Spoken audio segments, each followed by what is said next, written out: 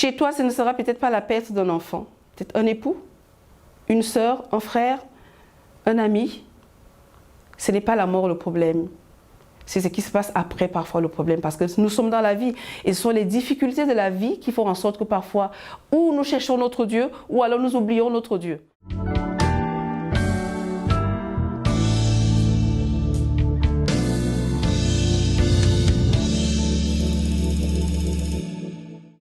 Je m'appelle Flora. Je viens partager avec vous mon témoignage pour édifier, pour encourager et surtout pour dire combien notre Dieu est bon, combien il est merveilleux. Et j'espère que mon témoignage fera du bien à certaines mamans, à certaines épouses, à certaines personnes qui aussi de nos jours traversent ce que j'ai traversé en 2010. Alors mon témoignage, qui sera pour toi une solution, un secours aussi de la part de ton Dieu, c'est qu'en 2010, le 26 août précisément en 2010, quelque chose s'est passé dans ma vie et ce fut vraiment, je dirais, un bouleversement. Ce fut la perte de ma fille de 8 ans. De 8 ans. Et je me souviens de ce verset qui dit dans le psaume 51, verset 15, et le psaume 91, verset 15 aussi. « Invoque-moi au jour de la détresse et je te répondrai, je te délivrerai. » Et ce que je vais vous raconter va vraiment relater ce que Dieu dit dans sa parole, que je te répondrai et je te délivrerai.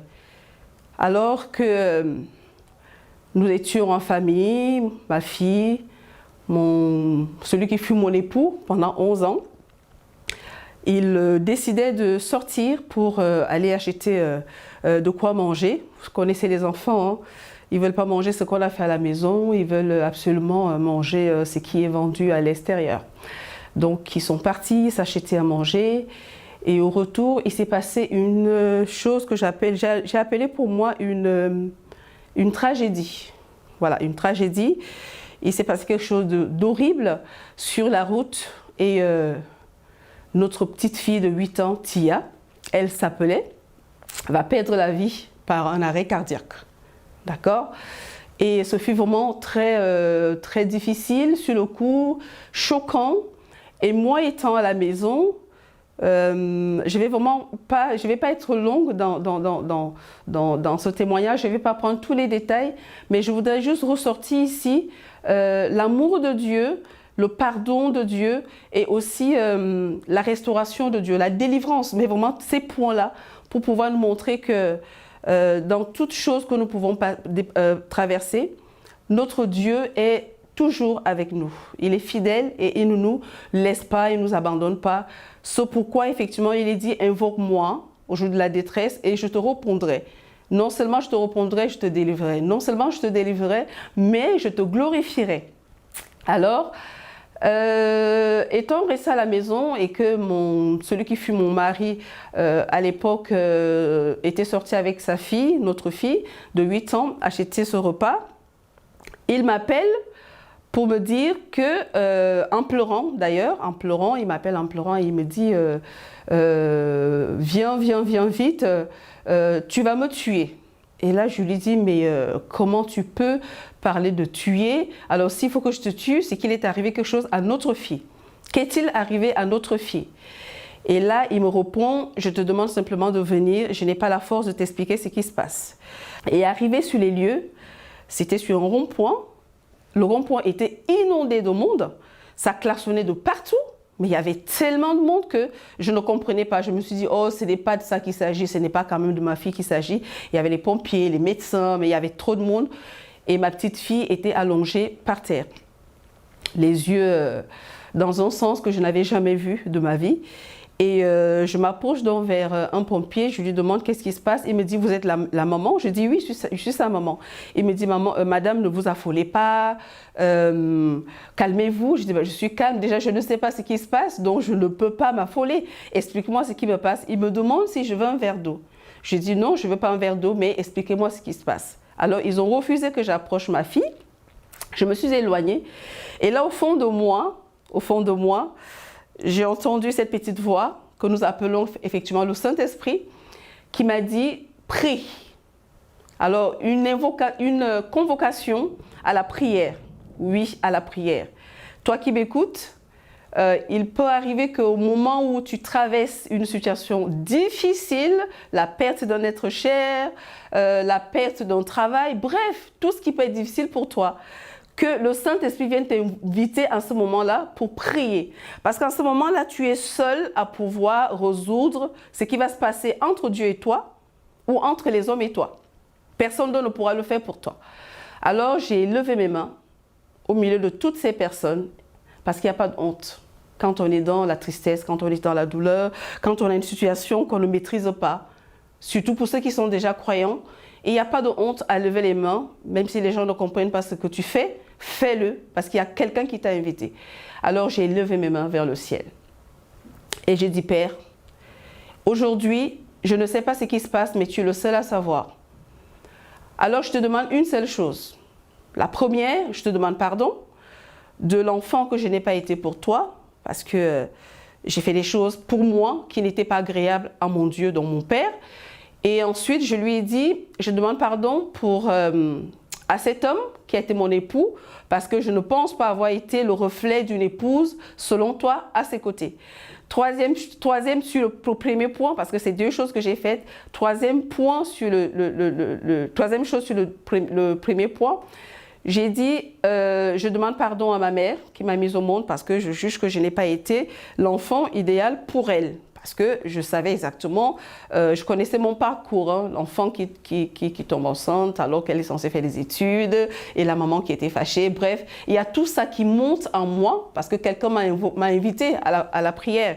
Donc, il remonte toutes ces choses en moi qui pourraient effectivement m'empêcher de surmonter la circonstance. Parce que là, on est dans une situation et il y a la circonstance qui va arriver après.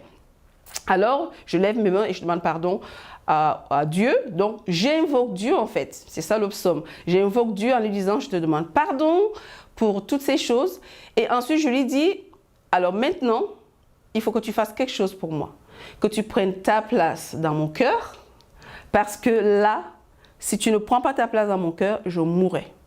Elle avait 8 ans. C'était l'âge où une jeune fille de son âge commence à faire des choses intéressantes. Elle peut faire le petit déjeuner, elle peut poser des questions sur son corps. Et il y avait vraiment déjà quelque chose qui se passait entre nous.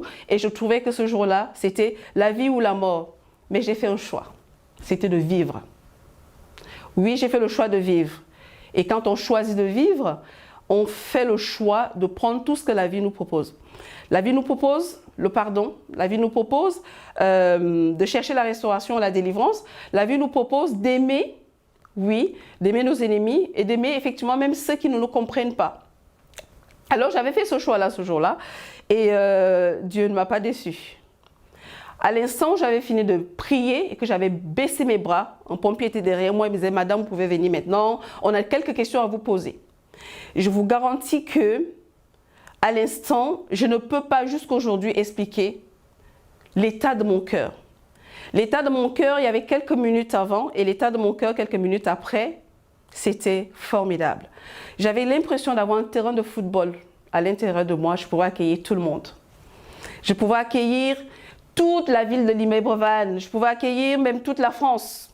Il n'y avait pas de peine, il n'y avait pas de douleur, il n'y avait pas d'inquiétude. En fait, c'était quelque chose de...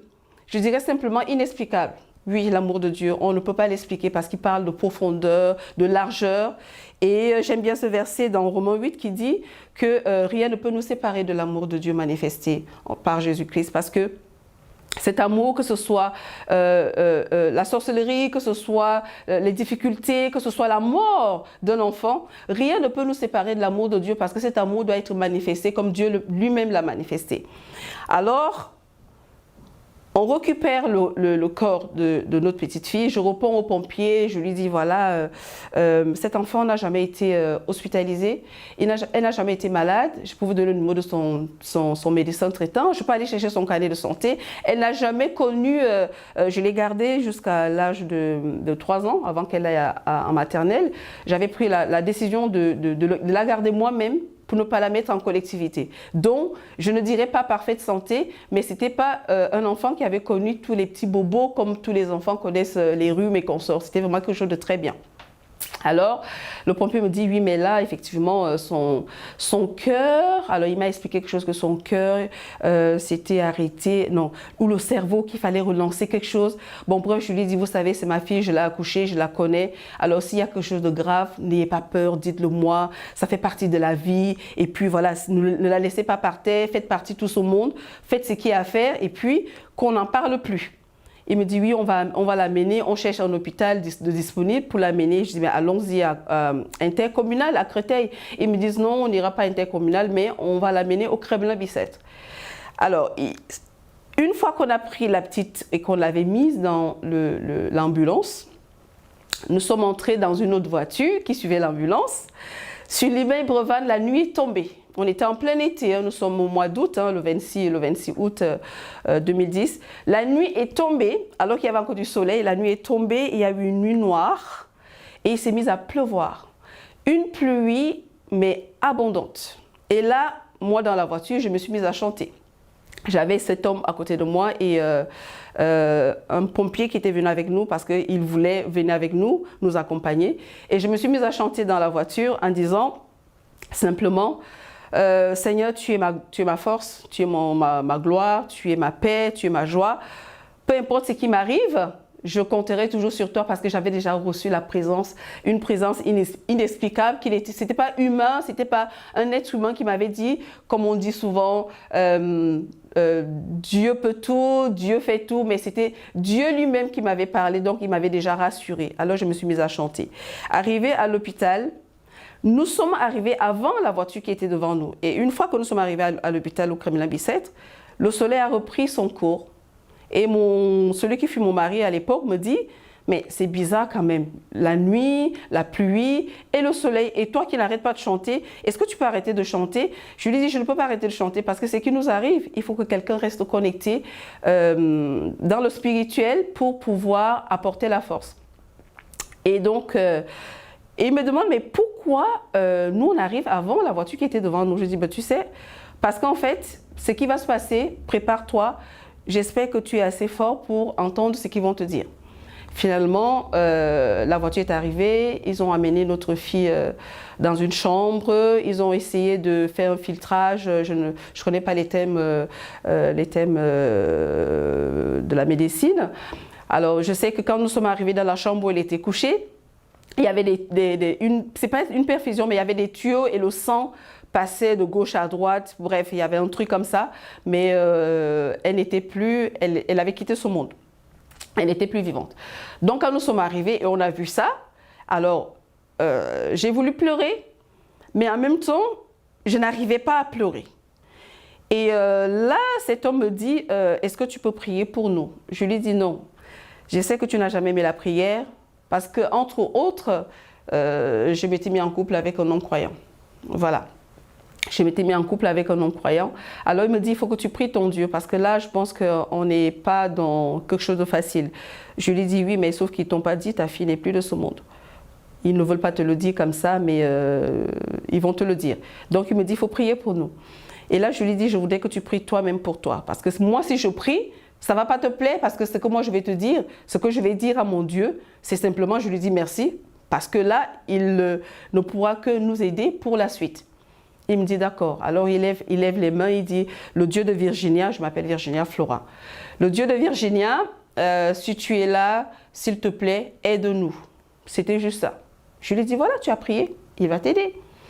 Et finalement, ils nous ont sortis de la chambre. Ils nous ont amenés à la salle d'attente à nouveau. Et dans la salle d'attente, je me souviens, il était 21 h.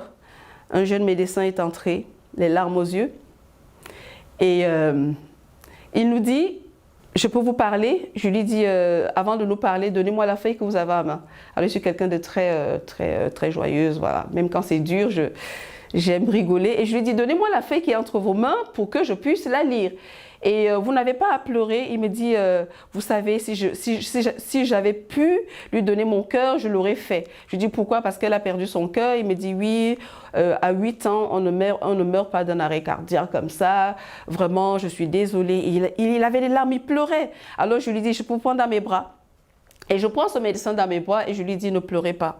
Parce qu'on ne peut pas changer ce qui arrive. Si on pouvait changer, ben on l'aurait fait. Mais comme on n'a pas pu le changer, on ne va pas s'arrêter de vivre. Et là, je ne parle que de la vie. Et il me dit, vous êtes très courageuse. Alors, je laisse ça entre les mains de la police.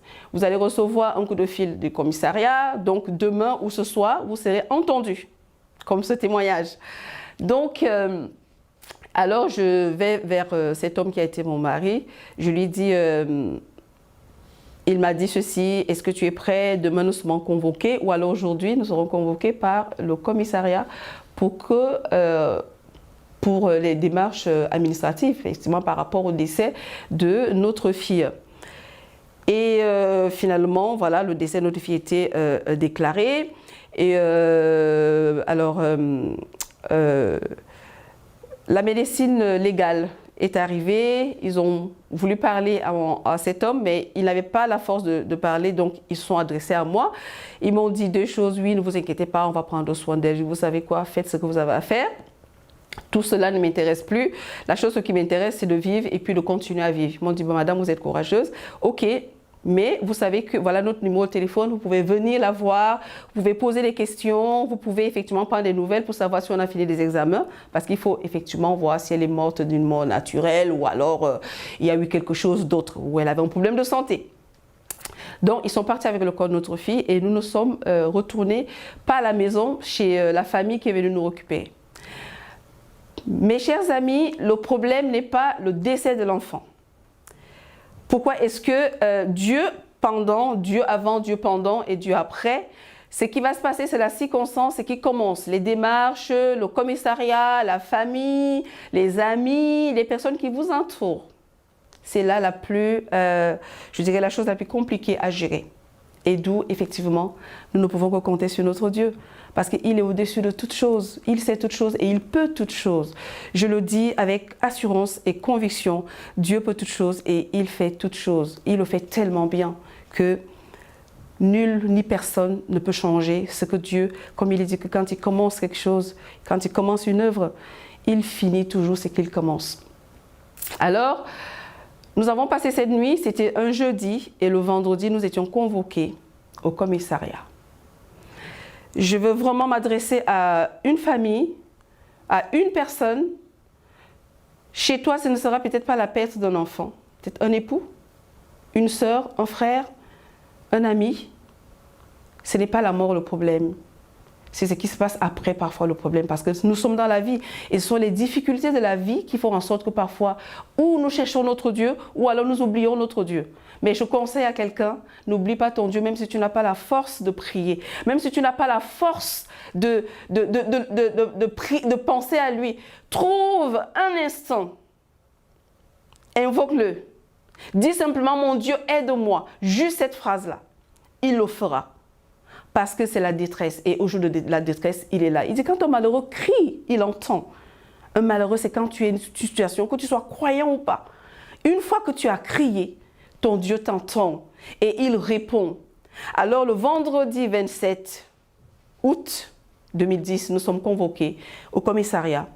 Et ils vont nous écouter séparément. Et je vais dire non. Je vais me poser en disant, mais pourquoi séparément? C'est son père, je suis sa mère, donc vous pouvez nous écouter ensemble, il n'y a pas de secret, peu importe ce qui s'est passé. Je voudrais aussi savoir, parce qu'effectivement, je ne savais rien. J'ai entendu des personnes dire que oui, il était en tort, il est sorti se battre, voilà pourquoi l'enfant a fait un arrêt cardiaque, parce qu'effectivement, elle a fait un malaise, et ainsi de suite. Ça, c'est ce qu'on dit. Moi, j'avais déjà entendu ce que mon Dieu dit. Mon Dieu dit, reste tranquille, reste calme, et c'est là où tu auras effectivement ta délivrance. Alors, le commissaire va m'interroger moi seul et un autre agent de police va interroger cet homme de l'autre côté, dans une autre salle, mais je les entendais. On criait même sur lui. Alors, on me pose la question de savoir si je voulais porter plainte. Je pense que mon témoignage commence ici. Voulez-vous porter plainte? Et là, j'ouvre les yeux. Je dis non. je ne peux pas porter plainte. C'est son père, je suis sa mère de l'enfant. Et ils me disent, dans ce cas, vous allez devoir signer un papier. Parce que tous les témoignages, toute personne qu'on a interrogée qui était sur les lieux témoigne qu'il est responsable, il a une attitude pas nette, en fait, non assistant de personnes en danger, bref, tout un tas de choses comme ça. Et là, je reste silencieuse, je dis, Seigneur, il faut que tu m'aides. Vu l'état de mon cœur, je n'ai aucune haine, aucune colère, rien, mais qu'est-ce qui est possible de faire ici? Et là, une fois de plus, je vais entendre, le Saint-Esprit me dit, tu aimeras ton ennemi. Aime ton ennemi. Prie pour ceux qui te persécutent. Bénis ceux qui te maudissent. Matthieu 5. Et là, je dis, ah ok, d'accord. Je dis au commissaire, je signe. Donnez-moi la feuille, je vais signer. Alors j'ai signé, comme quoi je ne porterai pas plainte, comme quoi je ne peux pas porter plainte, comme quoi qu'il arrive, je ne vais pas me pointer à la police pour accuser quelqu'un qui avait perdu son enfant, qui déjà avait une lourde responsabilité, une culpabilité. Je ne savais même pas comment il allait sortir de cette situation. Et il fallait que moi, qui étais la seule personne qui pouvait lui montrer la voie de la liberté, la vie en Christ. Ah non. Alors j'ai signé ce papier et le commissaire m'a dit, c'est votre choix. J'ai dit oui, c'est mon choix et je l'assumerai. Alors ils m'ont fait sortir de la pièce et j'ai attendu dans le hall. Et lui aussi il est sorti, les yeux tout rouges. Il me dit, c'est fini pour moi, je vais aller en prison, je ne sais pas ce qui va se passer. Je lui dis, tu n'iras pas en prison. Parce que la seule personne qui devait te mettre en prison, c'est moi. Et je ne te mettrai pas en prison. Parce que c'est ton enfant, c'est le mien. Et nous sommes tous dans la souffrance, plus toi que moi. Parce que moi, un, j'ai un Dieu. Toi, tu ne l'as pas. De deux, ce n'est pas la première fois que je traverse des moments comme celui-là. Parce que 2 semaines auparavant, j'avais perdu mon père. Et je revenais du Cameroun de l'enterrement de mon père. Donc, en fait, je partais de décès en décès. Ce n'était plus pour moi quelque chose où j'allais dire, oui, mais pourquoi tout ça m'arrive? Non. C'était OK. Donc, nous sommes retournés à la maison. Et là, quelque chose de compliqué encore arrive. Alors, lui, dans son cœur, il se dit, non, ce n'est pas possible. Cette femme est en train de mentir. Et comme il ne peut pas lire ce que moi j'ai dit au commissaire, donc, il se dit, cette femme va me compliquer la vie. Il va falloir que je prenne mes dispositions. Il appelle donc son chef de brigade. D'accord? Son douanier. Donc il appelle son chef, il lui dit voilà, j'ai un problème. Voilà, j'ai été au commissariat, hein, voilà ce qui s'est passé. Et effectivement, il va recevoir des conseils d'homme. On va lui dire fais attention, sépare-toi vite de cette femme parce que voilà, ça va pourrir ta vie. Tu vas perdre ta plaque, tu vas perdre ton travail. N'aimez pas le monde et les choses du monde. Et il va écouter les conseils des hommes. Alors, ça va être le départ d'un mariage. Il faut divorcer, on ne peut plus vivre ensemble parce que voilà, il y a le décès d'un enfant. Je te conseille à toi qui m'écoutes, si depuis le début, ce que je dis, tu as entendu quelque chose, le décès d'un enfant ou d'un époux ou d'une épouse ne doit pas te faire devenir quelqu'un que tu ne veux pas être. Parce que si l'avenir est encore devant toi, tu risques de le regretter.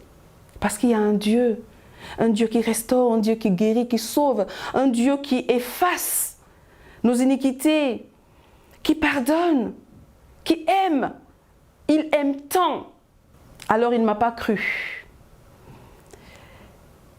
Étant assistante maternelle dont je travaillais à la maison, et il faut savoir que j'ai perdu ma fille le jeudi et le vendredi, j'accueillais les enfants.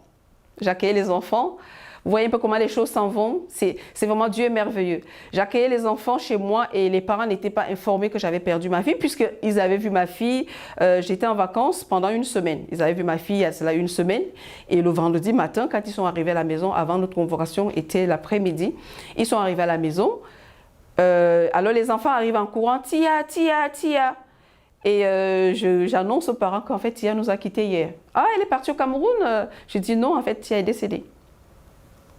Et vous voulez travailler? Je dis bien sûr, je vais vivre. Il me faut un salaire, il me faut vivre. J'ai un fils qui est à l'internat, il faut payer ses études. Je ne peux pas m'arrêter de travailler. Et ils m'ont dit, bon, juste aujourd'hui, mais la semaine prochaine, on verra ensemble. Donc ce vendredi, j'ai travaillé jusqu'à... on avait rendez-vous à 17h, j'ai travaillé jusqu'à 16h. Ils ont récupéré les enfants. Donc pour vous dire qu'effectivement, quelqu'un doit me dire, oui, mais c'est quand même de la folie. Non, il y a un Dieu qui est passé avant. Il faut l'invoquer. Parce que quand il passe avant tout ce qui va se passer après, nous sommes forts, nous sommes fortifiés, nous sommes encouragés, nous sommes dans l'assurance parce que ce n'est plus nous qui gérons les choses, c'est lui qui combat pour nous. Donc, effectivement, la douane décide que voilà, cette femme-là va te pourrir la vie, il va falloir que tu t'en sépares aussitôt, vite, pour que, effectivement, tu conserves ta vie. Et le samedi 28, le samedi 28, je suis allée à l'église. Paris Sud. Je suis allée à l'église et j'avais cette joie dans le cœur. Je me souviens qu'à la sortie du culte, je suis allée vers le pasteur Saint-Élie. Je suis allée vers le pasteur, je lui ai dit « Bonjour pasteur, j'ai besoin d'une prière. » Il me dit « Oh, une prière. Bah, c'est pas souvent que les gens me disent des choses comme ça. Il me dit bah, attendez que j'ai fini et après je verrai ce que je peux faire. Finalement, il a fini de saluer les gens. À l'époque, on se saluait encore, c'était merveilleux. Alors, il a fini de saluer les gens. Il m'a amené dans le bureau. Il m'a dit mais qu'est-ce qui se passe? Pourquoi une prière? Pourquoi cette précision? Je dis j'ai perdu ma fille et j'ai besoin d'une prière parce que je sais que je dois mener un combat, mais j'ai besoin d'une prière qui pourra me soutenir sur terre. Parce que je sais que Dieu est avec moi, mais j'ai besoin d'une prière. Et il me dit, mais qu'est-ce qui s'est passé? Tu peux me parler de ce qui s'est passé? Donc, je lui raconte un peu la chose. Et il me dit, tu as une photo de ta fille? Donc, j'avais mon téléphone. Et avec une photo de ma fille, je lui ai montré la photo de ma fille. Il m'a dit, oh là là, quel gâchis. Donc, je dis, bah, c'est pas grave, on prie. Donc, on a prié. Et je suis sortie de là, je suis rentrée chez moi. Et ce samedi-là, après-midi, j'ai donc une visite de la brigade, là où travaillait cet homme, qui arrive à la maison et qui commence à me menacer, en me disant que oui, c'est pas la peine de vouloir faire des problèmes, parce que voilà, moi vous êtes entourés, vous avez votre famille, lui n'a pas de famille, donc voilà. Et sincèrement, je ne comprenais pas ce qui se passait. Vous voyez qu'effectivement, Matthieu 5 dit qu'il faut prier pour ceux qui vous persécutent. Et là, moi, j'avais au fond de moi une voix qui m'avait dit, ne t'inquiète pas, j'ai pris la place, alors pas de panique, je suis là. Et j'avais à l'extérieur de moi des personnes qui s'opposaient à cette voix-là, qui me disaient non, toi, vraiment, même si tu ne dis rien, tu es une femme douce, tu es calme, mais on est sûr qu'avec ce qui s'est passé, tu aimais trop ta fille, tu vas faire des problèmes. Non, je n'avais pas l'intention jusqu'à aujourd'hui de faire des problèmes parce que mon Dieu était passé dans mon cœur et il s'était, je dis souvent, Jésus est assis sur le trône de mon cœur, donc je ne peux pas paniquer, je ne peux pas me laisser aller, je ne peux pas, me mettre en colère parce qu'effectivement, ce n'est plus de mon sort, ce genre de choses. Donc finalement, pour avancer un peu le témoignage, nous sommes arrivés, alors j'avais demandé à Dieu, j'avais dit à Dieu, pardon pour cet homme, parce que je n'avais pas été une femme correcte. Ça, quelques-uns peuvent comprendre. Je n'étais pas une femme sérieuse. Non, je n'étais pas une femme sérieuse. Je vivais ma vie, voilà, j'étais mariée, mais je vivais ma vie, voilà, je sortais, des heures tardives, bref, je faisais ce qui ne plaisait pas à mon père. Et il fallait maintenant, après la prière, passer à l'acte. Alors, je m'étais rendu compte que dans cette circonstance qui se présentait à moi, je devais apprendre maintenant à honorer celui à qui j'avais dit « Viens m'aider ». On ne peut pas demander à Dieu de venir nous aider. Et quand nous sommes dans des situations effectivement comme celle-là, et on continue à faire ce que nous, on a envie de faire. Non, c'était fini. Il fallait que j'apprenne à obéir, non seulement à Dieu, mais d'abord à celui qui a été mon mari pendant 11 ans. Alors, une guerre va se déclencher dans la maison. C'est qu'effectivement, il est sur le divorce et voilà, il faut absolument qu'on divorce. Et il me fait des propositions de divorce. Il me dit, si tu veux faire des histoires, tu as la possibilité, je vais prendre un avocat. Si tu veux un divorce à l'amiable, tu as la possibilité, je vais prendre un avocat. Je lui dis, ce qui sera le mieux pour toi sera bon pour moi. Je veux dire ici que l'amour libère. J'avais reçu le don de l'amour le 26 août 2010, alors je devais manifester ce don de l'amour. Ça veut dire qu'effectivement, c'est quelque chose qu'on manifeste. On n'attend pas de dire « j'aime quelqu'un », mais on est face à une situation compliquée et on manifeste l'amour tout de suite. C'est comme le don de la foi. On n'attend pas que quelqu'un soit en agonie pour dire « je vais prier pour toi ». On déclare la guérison tout de suite. Donc, je lui dis « écoute, il n'y a pas de souci, je choisis le plus simple ». Ça veut dire qu'à l'amiable.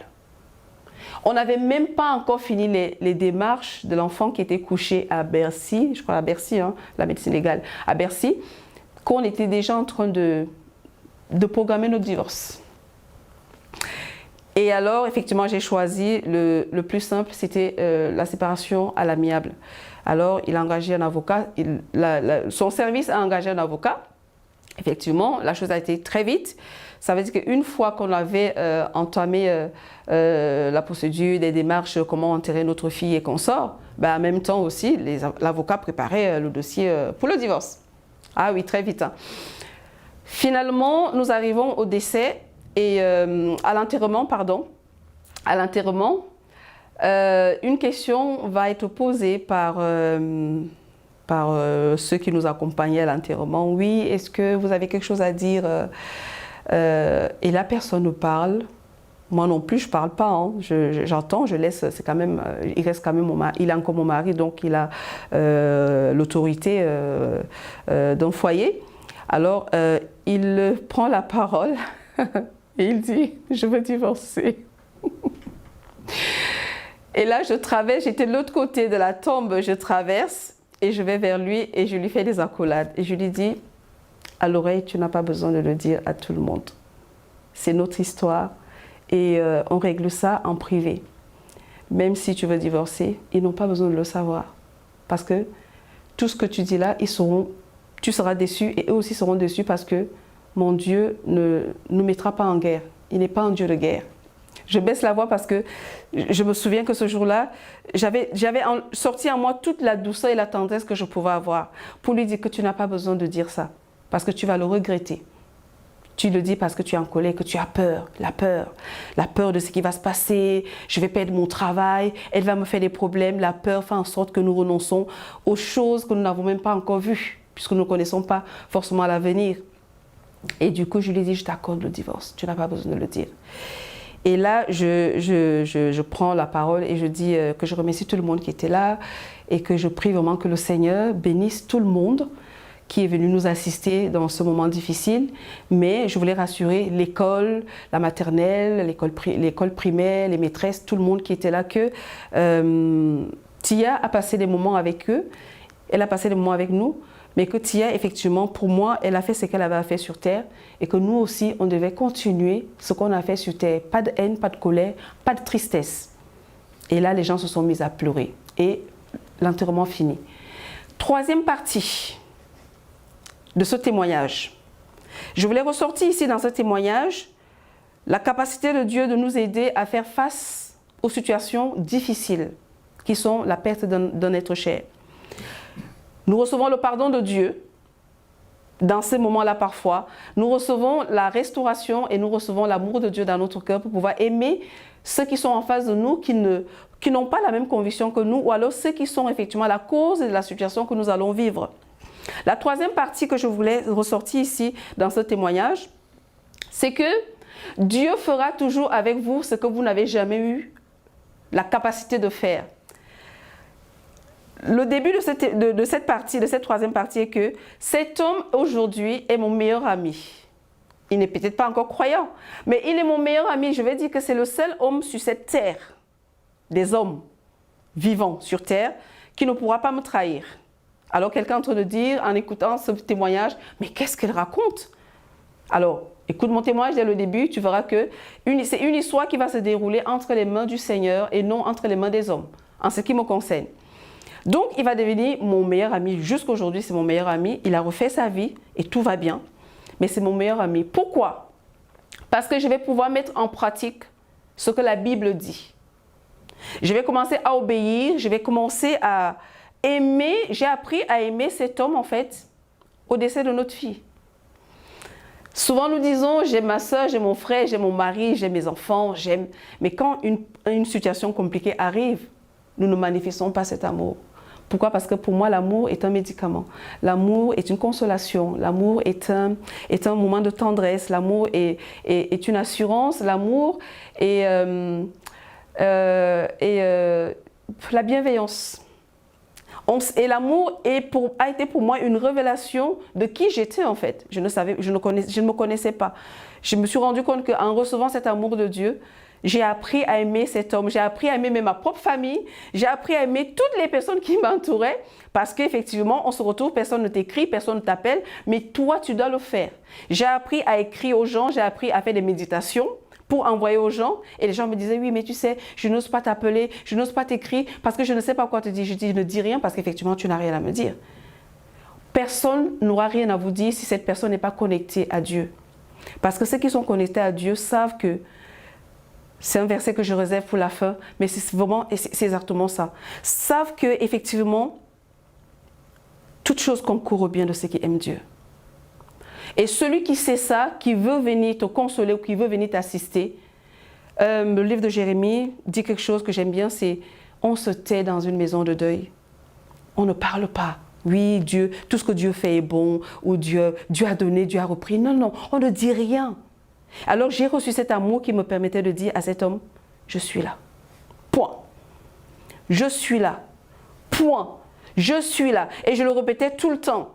J'ai appris à jeûner. J'ai appris à jeûner suite à la mort de ma fille. Pourquoi? Parce que étant assistante maternelle, je devais, et l'appartement dans lequel on vivait, c'est un appartement de service. Donc c'est moi qui devais partir.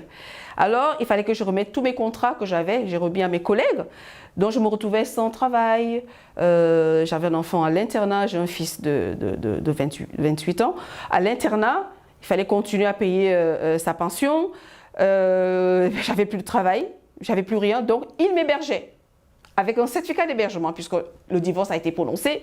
Vous voyez que c'est le décès d'un enfant qui va m'amener à prendre conscience que, en fait, il y avait des choses que je n'arrivais pas à faire. J'ai appris à regarder le sens de la femme vertueuse, le sens de la femme qui doit être honorée par rapport au décès de ma fille. Alors il me disait, tu rentres vers 21h, tu dors à l'extérieur, je ne veux pas que tu fasses à manger, parce que les odeurs, 11 ans, on a mangé des choses, les plats africains, donc ça ne dérangeait pas, mais à ce moment-là, c'était ça. Mais j'ai envie de dire à une femme, à un homme, que ça ne m'a pas dérangé. Je me suis dit, mais Seigneur, j'ai appris donc à questionner le Saint-Esprit, à lui dire, mais qu'est-ce que ça veut dire? Pourquoi il me dit ça? Mais pourquoi il me fait ça? Alors, si tu fais ça, qu'est-ce que tu es censé faire? Je dis, je ne vais pas manger. Mais bien sûr que tu ne vas pas manger. Tu devrais apprendre à jeûner. Alors, j'ai appris à jeûner.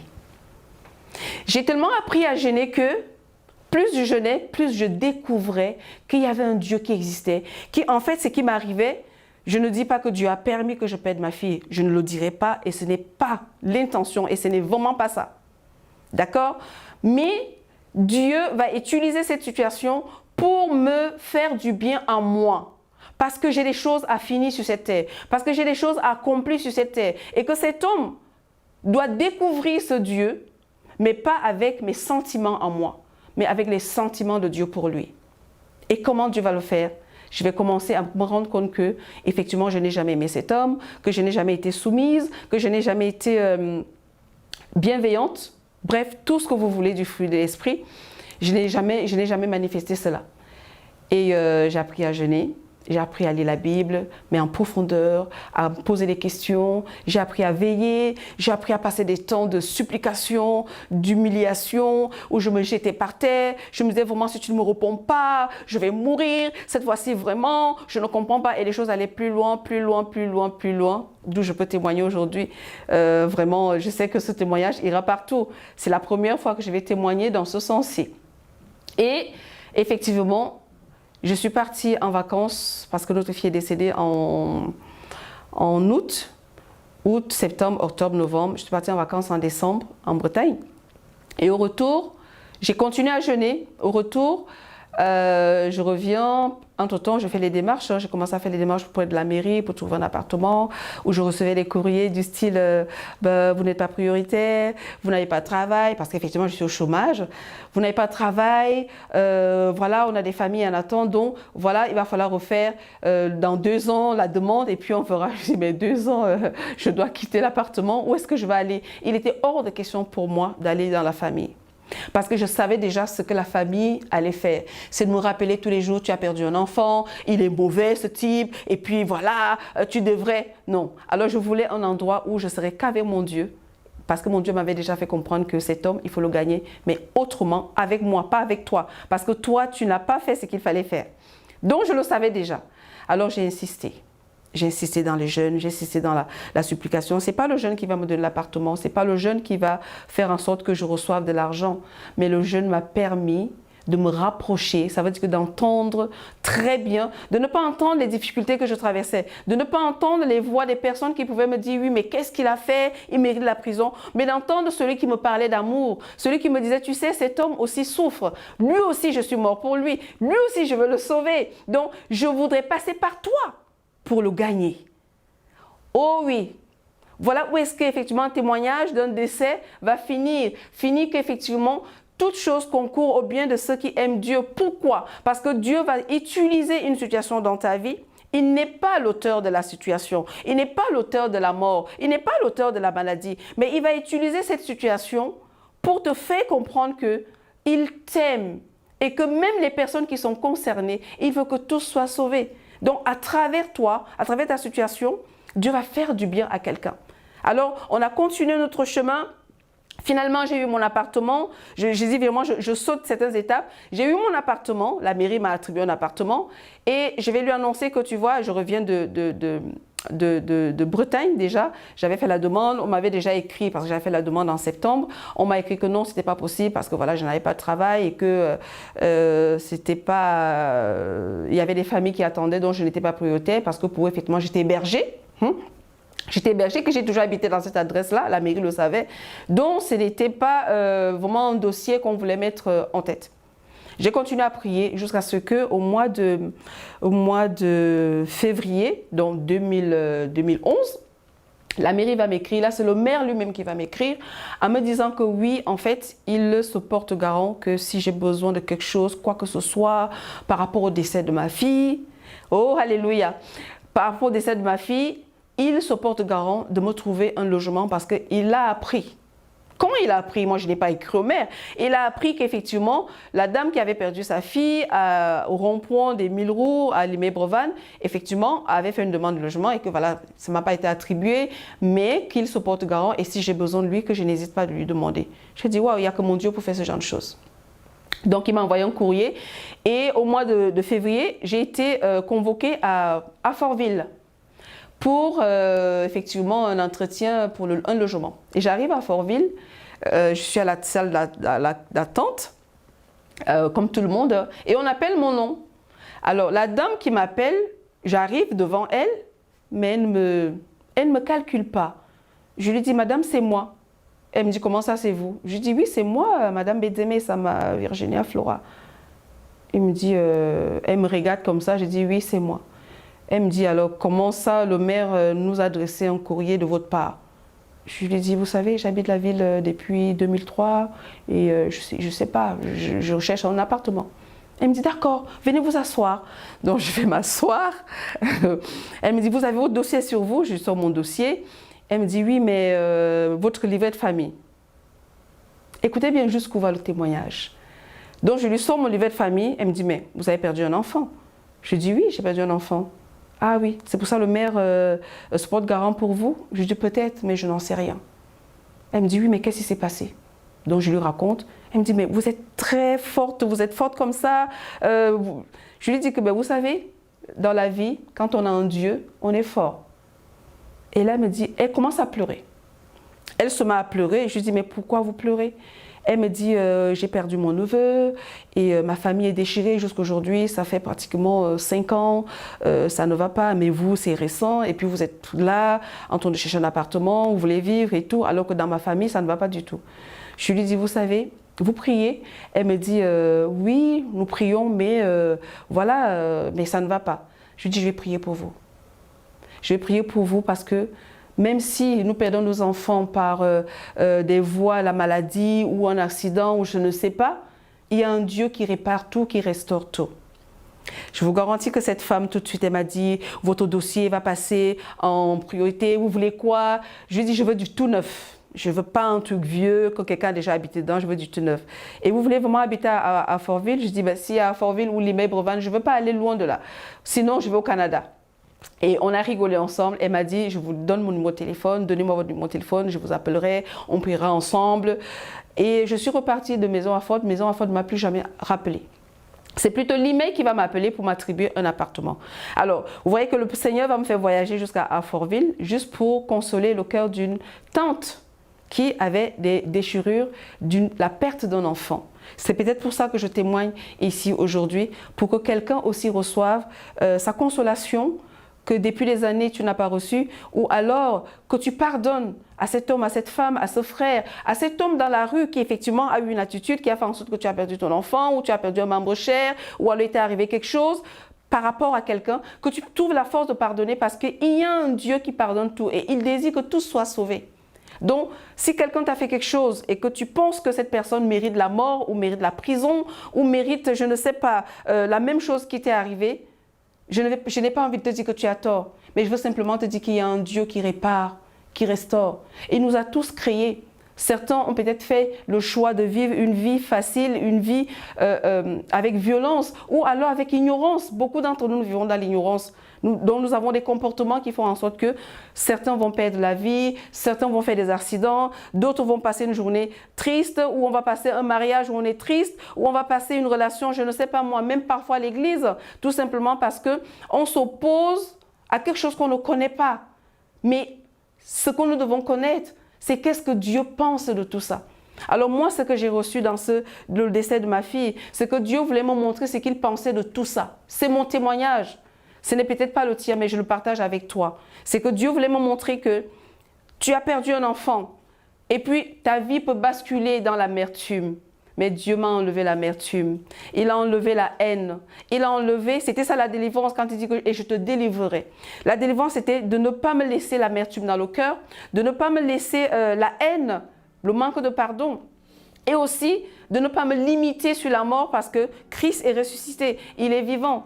Ça veut dire qu'il fallait que je me batte sur autre chose. Elle est décédée, ma fille, elle avait 8 ans. Est-ce que je crois à ce que dit le livre de 1 Thessaloniciens 4, qu'effectivement, ceux qui sont l'espérance, que nous ne soyons pas dans l'ignorance, comme ceux-là qui ne connaissent pas ce que Christ a fait, que nous verrons nos êtres chers, nous les reverrons. Alors je me suis lancée dans une quête. J'ai dit, Seigneur, je veux revoir ma fille. Je revois ma fille et pour cela, je refuse toute chose qui peut me faire vivre dans la colère, dans la haine. Je refuse toutes ces choses, mais donne-moi la force de pouvoir y arriver. Donne-moi la force de pouvoir aimer. Donne-moi la force de pouvoir pardonner. Donne-moi la force de ne pas m'attarder sur les choses qui vont me voler la vie. Venez et célébrons notre Dieu parce qu'il m'a secouru et il est mon soutien. Que Dieu vous bénisse et que ces témoignages te fassent du bien. Au nom de Jésus.